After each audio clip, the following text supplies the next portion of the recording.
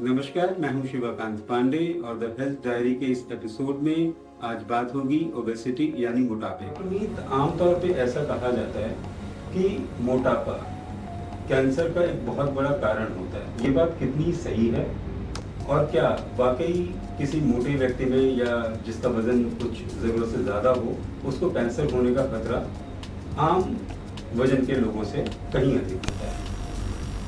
धन्यवाद शिवकांत जी।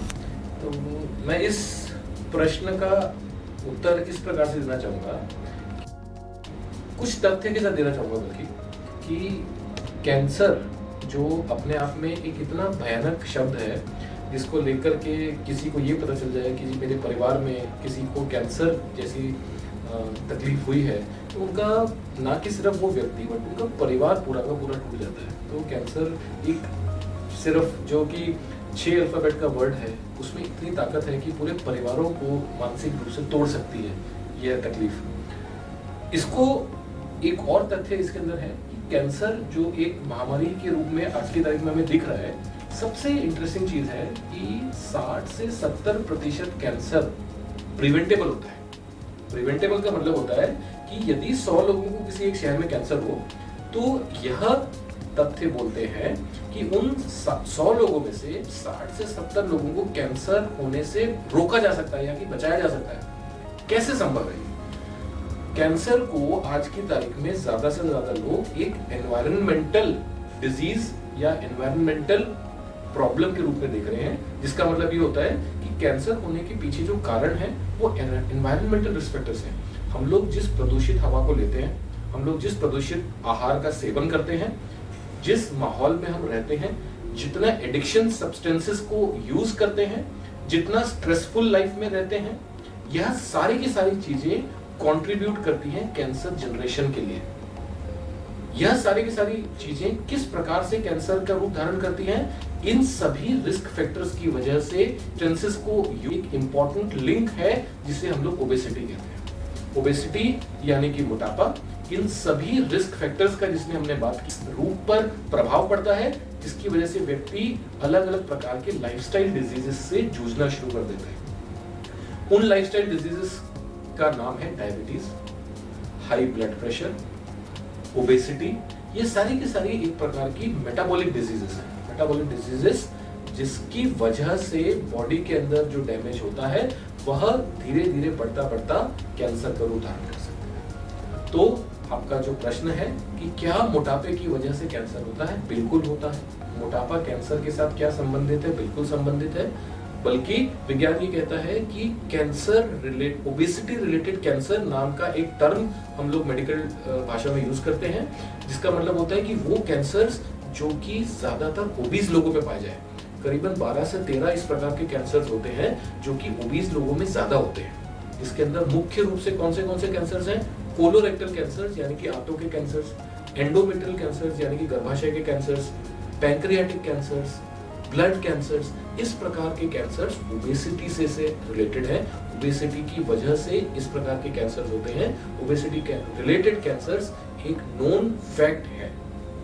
तो ओबेसिटी की वजह से कैंसर होता है, ये बात तो हमने समझ ली।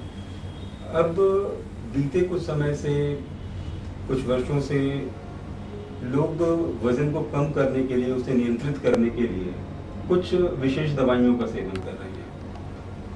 उन दवाइयों के सेवन से वजन तो कम होता है, ये बात तथ्यात्मक रूप से सही है।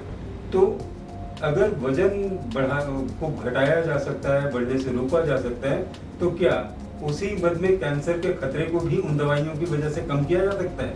ये बात कितनी उचित और अनुचित है? शिवकांत जी, ये $1 मिलियन क्वेश्चन है मेरे हिसाब से। यदि कैंसर ओबेसिटी की वजह से कैंसर होता है, तो क्या यदि हम लोग ओबेसिटी को कम करने वाली दवाइयों का सेवन करके कैंसर को कम कर सकते हैं? हम लोग इस प्रश्न का जवाब ढूंढने की कोशिश कर रहे हैं। इसका उत्तर जो है मैं इस प्रकार से देना चाहूँगा कि हम लोगों ने ये समझ लिया कि ओबेसिटी की वजह से कैंसर होता है। अब यदि हम लोग ये बात करें कि ओबेसिटी को कम करने के लिए हम लोग क्या क्या चीज़ों का इस्तेमाल कर सकते हैं या क्या प्रणालियों का इस्तेमाल कर सकते हैं, आज की तारीख में जो सबसे ज़्यादा मेडिसिन, सबसे ज़्यादा मॉलिक्यूल्स मोटापे को कम करने के लिए यूज़ हो रहे हैं, चाहे वो ओज़ेम्पिक हो, चाहे मोंजारो हो, यह दवाइयाँ जो हैं आज की तारीख में पानी की तरह मार्केट की जा रही हैं बाजार में, और जिसको यूज करने से ये क्लेम किया जाता है इंस्टेंट वेट लॉस। अगर किसी व्यक्ति को 120 किलो से 80 किलो पर आना है इंस्टेंटली, तो उसके लिए ये वंडर दवाइयों के रूप में प्रोजेक्ट की जा रही है। उसके अंदर कोई, मैं उसकी एफिकेसी को लेकर के इस वक्त डिबेट नहीं करना चाहता हूँ, बट हमारा प्रश्न अभी ये है कि ओबेसिटी को कम करने के लिए जो दवाइयाँ यूज होती हैं, जिसे हम लोग मेडिकल भाषा में GLP-1 इनहिबिटर्स कहते हैं, वो किस तरह से काम करती हैं। जो हमारे शरीर में भूख लगने के लिए हार्मोन्स होते हैं, ग्रेलिन हार्मोन्स जिसे हम लोग कहते हैं, वो जब ब्रेन के अंदर मैसेज पहुंचाते हैं कि अभी मुझे भूख लगी है, पेट के थ्रू हार्मोन्स रिलीज होते हैं, जिससे ये मैसेज ब्रेन के पास जाता है कि इस व्यक्ति को मुझे भूख लगी है। उस हार्मोन्स के रिलीज को कम करना या बंद करने का काम ये दवाइयाँ करती हैं। यदि ब्रेन के पास मैसेज ही नहीं जाएगा कि मुझे भूख लगी है, तो वह व्यक्ति खाने का सेवन नहीं करेगा, उसको पेट भरा हुआ महसूस होगा। तो इस तरह से ये जो दवाइयाँ हैं वो वजन को कम करने में मदद करती हैं, और ये कारगर दवाइयाँ हैं, उसको लेकर के हमारे मन के अंदर कोई शंका नहीं है। जो एंडोक्राइनोलॉजिस्ट मित्र हमारे यूज करते हैं, यह दवाइयों को यूज करके वजन को कम किया जा सकता है। प्रश्न है दूसरा कि यदि वजन कम हो सकता है तो क्या कैंसर से रिलेटेड, जो ओबेसिटी से रिलेटेड कैंसर्स हैं, उसकी संभावना को भी कम कर सकते हैं या नहीं कर सकते हैं। अनफॉर्चुनेटली इस बात का तथ्य हमारे पास नहीं है।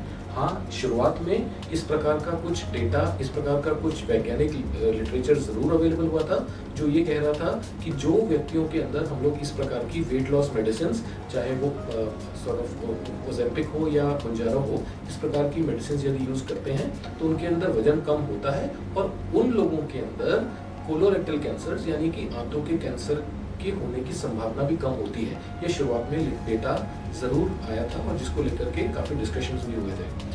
बट ओवर द टाइम जब इस डेटा को मैच्योर होने की बारी आई, तो अब आज की तारीख में हमारे पास ऐसा कोई पुख्ता प्रमाण नहीं है जिसके बिना पर हम लोग ये बोल सकें कि ओज़ेम्पिक या मोंजारो के सेवन से जहां तक वजन कम करने की बात है वो तथ्य सही है, बट इनके सेवन की वजह से कैंसर का प्रमाण भी कम हो जाएगा, ऐसा बोलने के लिए ठोस सबूत हमारे पास आज की तारीख में नहीं है। हाँ, एक और इसमें इम्पोर्टेंट फैक्ट है कि इस प्रकार की दवाइयों से जो इनिशियल प्री क्लिनिकल स्टेज के अंदर इन दवाइयों का जो ट्रायल्स किए गए थे, स्पेशली यूएस के अंदर और यूरोप के अंदर, उन दवाइयों के सेवन में जब उन्होंने रोडेंट्स पर यानी कि चूहों पर ये दवाई ट्राई की थी, उस दौरान एक ब्लैक बॉक्स वार्निंग निकल के आई थी कि जिन चूहों के अंदर ये दवाई का सेवन किया गया उनके अंदर थायराइड के ट्यूमर्स होने की संभावना ज्यादा थी, उनके अंदर थायराइड ट्यूमर्स होने की संभावना ज्यादा थी। इसको जो एक दवाइयाँ बना रही हैं उनको एक वार्निंग भी इशू करनी पड़ी कि जिन व्यक्तियों को थायराइड ट्यूमर्स होने की फैमिली हिस्ट्री हो या फिर जिनको इस प्रकार के ट्यूमर्स होने की संभावना हो, को सावधानी के साथ ग्रहण करें, जिसे ब्लैक बॉक्स वार्निंग हम लोग मेडिकल भाषा में कहते हैं। तो यदि हम लोग संक्षिप्त रूप में समझना चाहें, इनिशियल जो डेटा था वह इस बात को सपोर्ट करता है कि इन दवाइयों की सेवन से हो सकता है कोलोरेक्टल कैंसर्स यानी कि आंतों के कैंसर होने की संभावना थोड़ी कम हो, बट इसके पुख्ता सबूत आज की तारीख में कि इन दवाइयों के सेवन से कैंसर कम हो जाएगा ऐसा नहीं है। हाँ, और साथ में यदि किसी को थायराइड से रिलेटेड संबंधित तकलीफें हैं या थायराइड ट्यूमर्स होने की संभावना है या इस प्रकार का उनका जेनेटिक प्रीडिस्पोजिशन है जिसकी वजह से उनको थायराइड ट्यूमर्स होने की संभावना ज्यादा हो, उन लोगों को इस प्रकार की दवाइयाँ सावधानी के साथ ग्रहण करनी चाहिए। जेनेटिक जिनकी हिस्ट्री रही हो या पास्ट में अगर किसी के माँ बाप को कैंसर हुआ हो तो उनको तो एक तरीके से इन दवाइयों का सेवन बिल्कुल भी नहीं करना चाहिए। उनके लिए आप मेडिकल टर्मिनोलॉजी में एक टर्मिनोलॉजी होती है जिसे हम लोग MEN सिंड्रोम कहते हैं, MEN यानी कि मल्टीपल एंडोक्राइन नियोप्लेजिया। जिस भी व्यक्ति को मल्टीपल एंडोक्राइन नियोप्लेजिया सिंड्रोम यानी कि MEN सिंड्रोम की होने की फैमिली हिस्ट्री हो, उन व्यक्तियों को खासकर इस प्रकार की दवाइयों के सेवन से बचना चाहिए।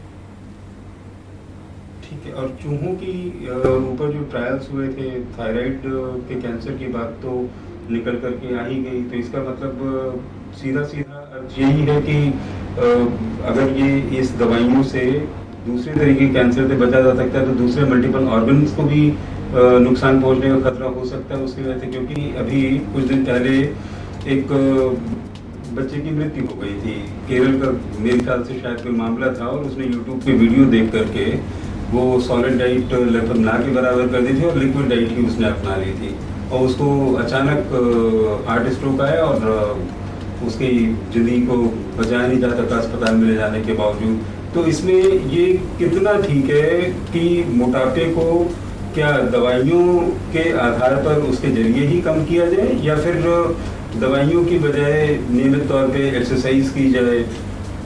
आज की तारीख में ब्रिस्क वॉक के लिए कहा ही जाता है, डॉक्टर्स आमतौर पर सलाह देते हैं कि कम से कम 5 या 7 हज़ार कदम हर रोज किसी भी व्यक्ति को चलने चाहिए, ताकि कम से कम 250 से 300 कैलोरीज उसकी बर्न हो सके। तो उसमें कितना दवाइयाँ ज़्यादा कारगर और बेहतर उपाय हैं कि इस तरीके की एक्सरसाइज और नियमित अपनी दिनचर्या को बना पाना? ये बहुत ही इम्पोर्टेंट प्रश्न है हम सबके लिए समझने के लिए। बहुत सी आज मैं समझता हूँ कि सोशल मीडिया पर बहुत प्रचलित है 12 डे वाटर चैलेंज, कि जिसके अंदर लोग कहते हैं कि जी आप सिर्फ पानी का सेवन करिए 12 दिनों तक और कुछ मत खाइए और आपका वजन 10%, 15% 12 दिनों के अंदर कम हो जाएगा। मैं समझता हूँ इन सब चीज़ों से करने से ज़्यादा बेहतर है हम लोग एक नियमित शेड्यूल को फॉलो करें, जिसका मतलब है regular intake of dietary fibre, मतलब फाइबर रिच खाना खाइए, रेगुलर एक्सरसाइज करिए, एडिक्टिंग सब्सटेंसेस से बचिए, फिजिकल एक्सरसाइज करिए। इन सब चीज़ों से जितना प्रभाव पड़ेगा ओबेसिटी या मोटापे को कम करने के लिए, वो मैं समझता हूँ कि बाकी जितनी भी चीज़ें हैं वो उसको ऐड ऑन कर सकती हैं।